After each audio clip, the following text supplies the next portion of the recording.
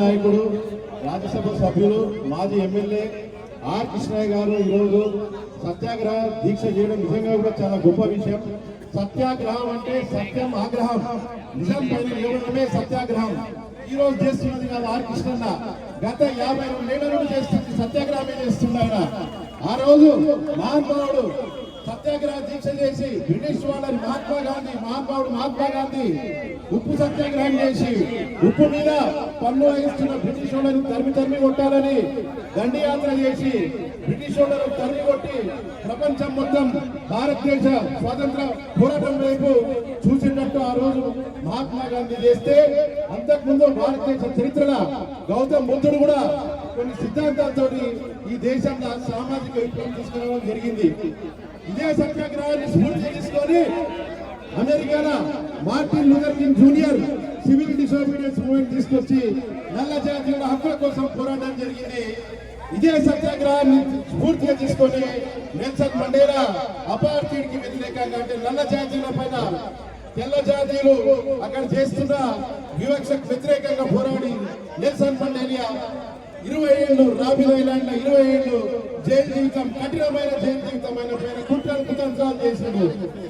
ఎందుకు మీకు చెప్తున్నా అంటే ఆర్ కృష్ణన్న 52 ఏళ్ళు నిజాం పైన నిలబడ్డాడు. నిజాం పైన నిలబడి ఆయన 52 ఏళ్ల సత్యాగ్రహ దీక్ష ఒక రోజు కాదు.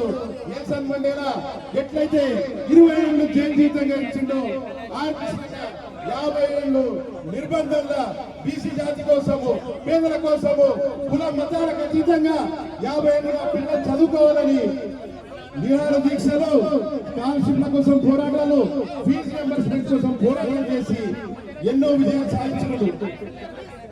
మనము రైస్ బ్యాగ్ వస్తే బియ్యం బస్తాలు వస్తే సోషల్ మీడియా పెట్టుకుంటాం, కానీ ఆర్ కృష్ణన్న ఎట్లాంటి పబ్లిసిటీ చేసుకోడు, ఎట్లాంటి సోషల్ మీడియా అకౌంట్ ఒక ఫోటో కూడా పెట్టుకోడు.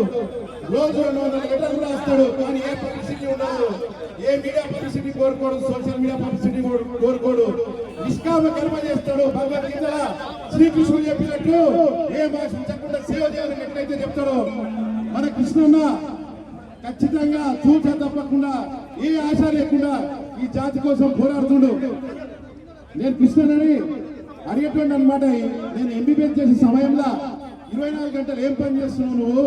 గుడ్ల కోసం పోరాడతావు, పిల్లలు గుడ్డు తినాలని పోరాడతావు, చికెన్ తినాలని పోరాడతావు అని నేను ఎన్నో ప్రశ్నలు వేసిన అనమాట కృష్ణన్నని. కానీ ఈరోజు హార్వర్డ్ యూనివర్సిటీ ప్రొఫెసర్లు చెప్తున్నారు, ఏం చెప్పేది కాదు. హార్వర్డ్ యూనివర్సిటీ ప్రొఫెసర్ ఏం చెప్తారంటే, పిల్లలకి మంచి ఆహారం ఉంటేనే మంచి మేధస్సు ఉంటుందని చేసిన ప్రశ్నలకు, ఎందుకంటే వయసు పెరిగే కొద్దీ పరిణితి చెందుతుంది. ఆ రోజులోనే ఒక విజనరీ లాగా ఈ పిల్లలు చదువుకోవాలి, వీళ్ళకి మంచి తిండి పెట్టాలి, వీళ్ళు ఈ దేశ నిర్మాణంలో భాగస్వాములు కావాలని కృష్ణన్న రోజు పోరాటం జరిగింది. మనం దేశ చరిత్ర చూస్తే ఎంతో గొప్ప దేశం. స్వామి వివేకానంద నుండి ప్రతి ఒక్కళ్ళు కూడా, రామకృష్ణ పరమహంస కావచ్చు, దేశం నలుమూలన తిరిగి ఆదిశంకరాచార్యులు కావచ్చు, శక్తిపీఠాన్ని నెలకొల్పిన